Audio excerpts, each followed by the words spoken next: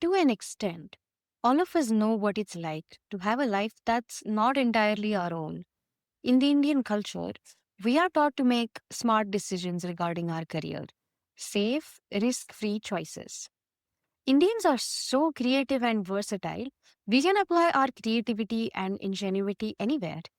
And the risk free choices like engineering and law are the ones that make us money. If we're bound to succeed and be good at something we try, why not try things that make you money? And these choices have worked.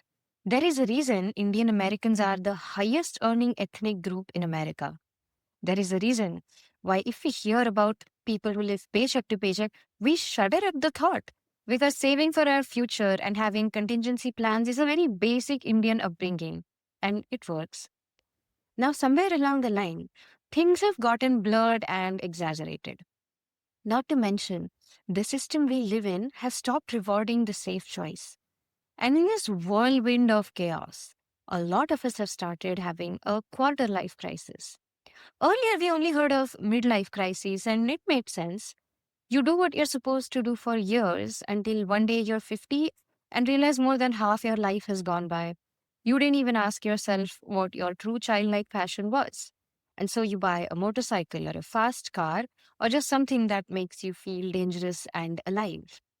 When globalization happened, we started realizing what kind of luxury the rest of the world was living in, what other cultures were about, that we could experience it all and take the best of each culture and grow as humans. Basically, have fun. Our scope broadened, and once you've known, it is impossible to unknow. So we've been chasing that bigger than us grandeur since childhood. I think a lot of us need an anchor at times in life. A simple anchor that prevents us from losing our mind when things go south. And I think that's what they call purpose. But this is a little different for millennials and immigrants because we have been screwed over so much and we have been humiliated so many times that something's not quite right with doing what they told us to do. And I say they, I mean the metaphorical they from Interstellar. Okay. I think a lot of us don't have an anchor because we are on the run from something. Like fundamentally, we just want to feel safe and secure, right? But historically, safety and security has been associated with not being hunted in the wild. But with the modern civilization and way of life, being hunted by a wolf pack isn't the only scenario in which to feel unsafe. Feeling unsafe and insecure also happens when we don't have choices in life, when we did everything right and are still humiliated by the system. Even when we did play the safe choice, we have engineering degrees or other backup options of less than an ideal desk job, the system still failed us. In the past few years, since 2022 actually, the system has failed us horribly and continues to fail us worse every year. So, as much as we are ready to accept that our life was not our own and we were ready to live a life where we played by someone else's rules, well, enough is enough. Humans at times love to follow. Like, we don't have to think about what to do next all the time. I myself am totally okay with conformity if it's safe. But what I think we collectively cannot tolerate is exploitation. We know too much now to accept it without questions. We know there is a better way to live a life, to do simple things. So that safety and security that we were all promised from the stereotypical 9 to 5 doesn't exist anymore. So how do we feel safe and secure? Well, this is the first time in history that the system is failing us so badly, but it is also the first time in history that we have an extraordinary amount of opportunities. And since the beginning of dawn, we have known something interesting, something that works. We are lucky enough to have the wisdom of 1,000 generations through books, articles, and stories passed down through generations. So we kind of know the answer. Well, calling it the answer might be a bit of a stretch because life is complicated. But we can extract some things from all the stories we have heard since childhood. There are two parts to success, whatever success looks like to different people. The first part is the courage to start, and the second part is the courage to keep going. So, in this day and age of our lives not being our own in a way that the safe option just doesn't work, I have found something powerful in something small. That we still have an ability at times within us to make a choice, the choice to start something. With the help of a phone, just about anyone in the world can reach anyone else in the world and leave a message. The possibilities are endless if you think about it. This endlessness is as scary as the bottom of the ocean. I mean, only 5% of the ocean is discovered, right? And how many years has it taken us as a species to discover that? Just how many years of research? Decades, actually. If you correlate that to the ocean of things you want to do and how many stories you want to tell, it is infinite. And that means there is a lot of work to do. Another thing we know from our favorite books, movies, and TV shows, there is nothing quite like a powerful story. In my early 20s, when I felt more adventurous, I thought a powerful story is one where someone is skiing down a snowy mountain at full speed, or when they're surfing and swimming with the sharks. Because at the time I lived in Belgium, that's where my life really began. And every Belgian has one hobby, skiing. So every Belgian that you spoke to, in fact, a lot of Caucasian people that you spoke to in Europe, had always been skiing every winter, sometimes twice a year. So my perception of what adventurous is at that time was skewed. And I had never done these activities. So the grandeur of it made me see it as a high impact activity. But I have since realized that a powerful story doesn't have to be complex or grand. You don't have to be on this loud, great, big adventure to have things to say. A powerful story is also Winnie the Pooh doing simple things with his woodland friends. A powerful story is Tom and Jerry pretending to fight so they don't have to say goodbye to each other. Powerful stories can be simple, and simple things happen to us all the time, every day. I realized that being able to tell my story, making the decision to take 10 minutes a day to work towards building a platform for myself, online or a blog or a vlog or a podcast or even a static post on Pinterest, is something very accessible to me. In fact, to a lot of us. It's just a choice. Anyone can make it. And so many people have made it. That's why we have some amazing vlogs on YouTube of real people living real lives that we can watch during our lunch break and get inspired by. And these possibilities flash in front of my eyes of being able to do that one day by making the choice of 10 to 15 minutes a day.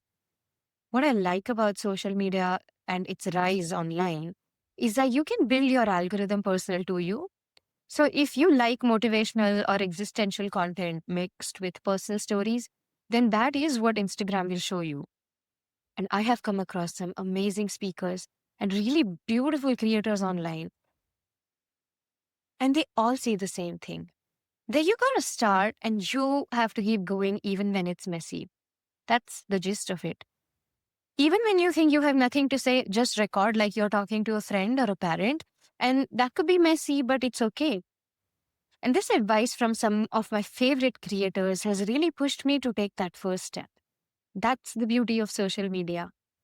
Oh, and also, even though a lot of creators had the same premise with what they said, I still wanted to listen to it 10 different times in 10 different ways because it was real talk from real humans. So I imagine if I was someone who told my story, someone else might find that validating or that thought provoking or just warm. That I can help people too, the same way some of my favorite creators helped me. So at this stage in my life, I hold this choice very dearly to me, like my life depends on it.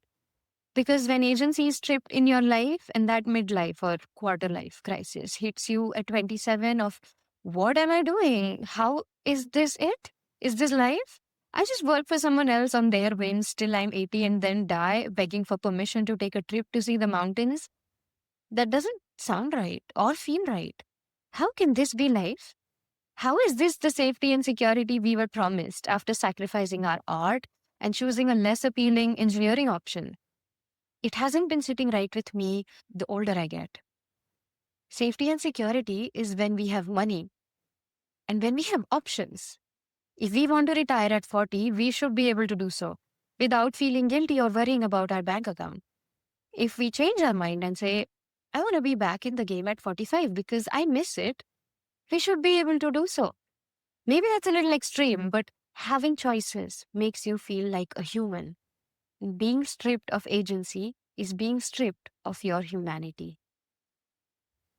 If you weren't born with wealth or power or social status or a trust fund, fret not. Because I firmly believe that is not the end of the world. This might be the craziest time in history that we are living in, yes. But it is also the most opportune. The opportunities are there. They are as abundant as the air we breathe, but they aren't placed at our feet like slippers when we get up from the bed that we can just slide into. They aren't ready to eat like the breakfast our moms made us when we just pick up a toast and don't have to think about it. I realized something metaphorical, and I think this will help you because it really helped me to think like this. Here we go. I believe these abundant opportunities for us are hidden behind a rock. Do you remember that one story they told us as kids? It was about how kindness rewards you. There was this king who wanted to know how his subjects were really doing. He wanted to pick out some of the kindest people to reward in some way. So he placed a stone in the middle of a road in a busy market. And under that stone, he placed some money or a gold brick. He dressed up as a common man hiding in the market and watched all day long what happened and what people did about this. He observed that most people tripped on the stone, got angry, cussed out the idiot who put it there, and then went along their way. It kept happening. And only 2 or 3 days later, a poor guy just got fed up, moved the stone, and found his reward at the end of it. So, this is just a story, but what I mean is the opportunities in question are hidden below that stone. We have to get up and actually take that step to pick that stone up and place it aside. And the stone in question for you and I, creatives, is the fear. If you can put your fear aside and just act on taking the first step towards something, well, you won't find a bar of gold below it. It's not that easy. But I have found that the biggest hurdle will be overcome. And listen, the fear is always there. I am probably the poster child for an overthinking, anxious person. I will overthink about the tiniest thing for days and grind it into the dirt. I have spent my whole life being afraid of my own shadow and thinking perfection precedes starting. But I realized we aren't deleting this stone, right? It is very well present, it is big, quite noticeable. So the stone is like your fear, which means if you don't have to delete your fear, then that's quite impossible. It's fine. You acknowledge it. The fear is there, but it doesn't govern your whole life. If it did, you wouldn't want things. Our fear would just make us satisfied from not trying things, right? But that nagging feeling you and I have from that thought of, oh, I should do that thing. Well, what is that then? Why is that thought persisting? Why does it exist at all? If your fear was in your best interest and doing all the work to ensure your well being, you see what I mean? I think our fear is valid. It is there to guide us. When we are walking at night and there is an unusually quiet alley and you see a shadow moving, yeah, don't go there. Get the hell out of there. Don't just acknowledge that fear and put it away because that will legitimately be a dangerous situation. But starting something of your own with 10 to 15 minutes a day is not a dark alley situation. Fear is fear. Your body doesn't know this email you have to send is not a tiger in the woods you're trying to escape. Your body doesn't know it lives in a modern time with luxury, infrastructure, and facilities. So this fear is misdirected. It is not protecting you by halting you from taking the first step at something you really want to do. I think that's the difference. You don't really want to go in that alley when you see a suspicious shadow moving in there. You want to get the hell out of there. But this thing, doing something of your own, you want it. I want it. It's been weeks or months or maybe even years that you have wanted to do. That is why your fear is inapplicable here. Before I started, the fear was the stone in the road I was tripping over. But somehow I just started without overthinking it, like 5, 4, 3, 2, 1, that military rule. And now the biggest hurdle is gone. So if you're struggling with this, 5, 4, 3, 2, 1, we are just going to have to keep it aside. Now, why do I keep talking about that 10 to 15 minutes a day? Well, the context of everybody's life is different. You might have kids or pets or other dependents. You might have a particularly tough quarter at work, or you lost a loved one and are overcome with grief. You could have everything right going on in life, but you are incredibly overstimulated and oversaturated because of the way the applications and internet works. I believe every situation is valid. That's what's so great about taking the opportunity of 10 to 15 minutes a day. No matter the whirlwind of problems in my life, 10 minutes always seemed doable to me. I really felt it changed my life, whether it was with stretching or a YouTube workout or sketching a little once a day. I mean, look, I've gone overboard to like, oh my God, this new thing, excitement, buy a planner or a moleskin because I'm not that girl who has a YB moleskin in her pocket. And now 1 year later, I don't know where that moleskin is. It's crazy the overconsumption that they push us to do. So I'll tell you what did help me. And for this particular section, I'll be talking about storytelling as an example because it did require me to buy a new planner. I realized telling stories about my life is something that is possible with a phone camera. And I needed to get the idea of perfect ingredients out of the way that, oh, I need a gold cauldron like Harry Potter for this to work. No, actually, I didn't. That's not what this is about. Because when you tell stories online in whatever way you prefer, you can reach people. And the more consistently you do it, the more chances you have of reaching people. That's what I've seen. The more you reach people, well, it could be your personal brand. You can do anything with your personal brand. You and I single handedly cannot fix the problems of the world, unfortunately. We cannot change the system, but we can change our life in a way that the system doesn't apply to us and doesn't drag us down all the time. This is the only way I can think of because it feels simple enough to do in our own way and so accessible to anyone with a phone. Whether it is long form content in the form of podcasts or vlogs, sharing your thoughts on something online to help people, showing that a particular way of life is okay, and thus other people find that and feel good about their similar way of life that they are leading. This has been my way of expressing myself. This is how I want to help people and also myself. I have some time in my life right now because of a lack of work permits. So I was able to spend 10 to 15 hours on it every week. But if I hadn't, and I only had 1 hour a week to spend on it, I like to think I would do it anyway. It might not include shooting a scene with me drinking coffee from 3 different angles for the aesthetic, but it might just mean me sitting down and talking for 10 minutes into a mic as a podcast. Because the context of my own life right now won't be the same a year from now. And we have to adapt. But look, even if you have grand plans or simple plans, you don't have to feel like without a dedicated 2 hour effort every day, it's all impossible. I used to think that, and I'm probably talking to myself 2 years into the past right now. Dear past me, you are a materials engineer. You know how seemingly perfect materials are formed, but actually, at the atomic level, they are full of defects. In nature, perfectionism doesn't exist. There is no concept of perfectionism the way we define it. Patterns exist and they repeat themselves, but not in a perfect way. They repeat themselves, and every atom isn't exactly right where it's supposed to be. 99% of the times, yes, 1% of the times, not. And there are defects. And that's actually what makes us use these materials and shape them into whatever we want them to, but more on that later. Trying is the only thing that will help. In fact, I want to share that the more I tried, the more I got into this habit of trying. Like my initial instinct was always to be over prepared and over educated about something before I did it. Like otherwise, I don't feel qualified to do it. 10 different pens, lots of research of courses. For example, I had to make a thumbnail for my podcast. And my thumbnail game on my other vlog based YouTube channel is kind of weak. I have been focusing more on video making and editing than thumbnails and typography, because one thing at a time. So my initial instinct after looking at Pinterest inspiration told me, oh my God, you have to do courses on this. You have to do a typography course. You have to do a photography and posing course. You have to learn color theory in depth. And so on and on and on. And only then my cover art or thumbnail will look professional and clickable.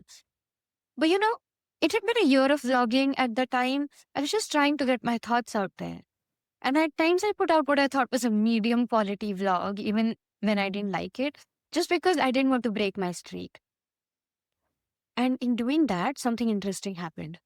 With this thumbnail game, my initial instinct was that, like the perfectionist, search everything for 10 hours for courses and go into the details of neuropsychology of what makes people click. But instead, quite mechanically, I opened Pinterest, then I opened Canva, and I just selected create thumbnail. And some options appeared for podcasts. A year of trying and keeping at vlogs made me just very mechanically have a habit of starting and trying. And you know how they say that after consistency, it becomes a habit and then doing the thing is a muscle? I saw that spark of it with this. Because now, instead of looking at courses and paying for them and going into my initial instinct of, oh my God, I need to be qualified, I just selected 3 to 5 bold capital letter fonts. I was like, okay, this is good. Then I experimented it with white and black and like red and pink and all those colors. Get a light pink and red text on white and black. I felt like it was more journalistic serious. So hang on, I'm going to go for a more approachable friend vibe. Then I selected teal and orange. So I didn't need a 5 hour course on color theory. I didn't need to know what color evokes what emotion at the brain neural level, like at the atomic level. Just a few simple Google searches and I was fine. Just a few experimentations, and like a few hours later, I settled on something. Even if it's small and I can read it, I liked this text on one corner of that thumbnail, and I could see my face. It was cool. I figured that was the best I could do for now. Let's just go with it. And I was pleasantly surprised at how this new habit had just formed without me realizing, like, wow, I just do things now without overthinking much. That is crazy. What's beautiful about the perfectionism is that it really is a myth, even in nature. The callback I did to materials engineering earlier, well, we have these subjects in our bachelor's that taught us that crystalline elements or crystalline elements like metals have a periodic arrangement of atoms. So if an atom is going to be arranged like 8 little balls in a cube, like, 8 corners of a cube, each ball is placed there at right angles, then that structure of that 8 cubes is going to repeat forever. That's the theory. In reality, it doesn't repeat forever. Every few thousand times, there is a little bit of a defect or one atom is missing. Not a single material in nature is perfect. And now I'm thinking, wait, this is really beautiful. Actually, I should do a next podcast on what I learned from perfectionism from materials engineering. Because it's not that technical, but it's really beautiful and validating to hear. So, if this concept doesn't even exist in nature, then why are we thinking of it? Where did it come from? And then why are we trying to hold ourselves to that impossible standard? Right? So if you have big plans, if you want to make a big impact, you only have to start small, like 10 minutes a day. And that is completely valid. In fact, better than the 2 hours a day. Sometimes even 2 minutes of effort a day. That will help you tell your story. And that just means we have more stories in the world from each other. Yay! My art teacher said that even if I did a sketch for 2 minutes a day, like a basic scribble, it still counts. So I've been holding on to that. At the end of it all, it's a bit of a script. It's kind of long. But then I wrote this script, I refined it. And then I sat down at my table and I played I Did It My Way by Frank Sinatra. When I'm 80, no matter what life I lived, I want to be able to say, I at least tried. Maybe that got me nowhere, but I want to know that I tried and that I did everything I could. That's the formula I was talking about earlier. All successful people have first tried, second, kept going consistently with an insanity. The second part I'm still figuring out. It takes years, and I will only know if I was able to do it much later in time. But the first part, I think I have some of it down because I don't just admire Frank Sinatra's voice when he sings this song.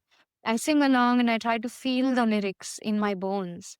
And there is nothing quite like that feeling of I built some agency back in my life.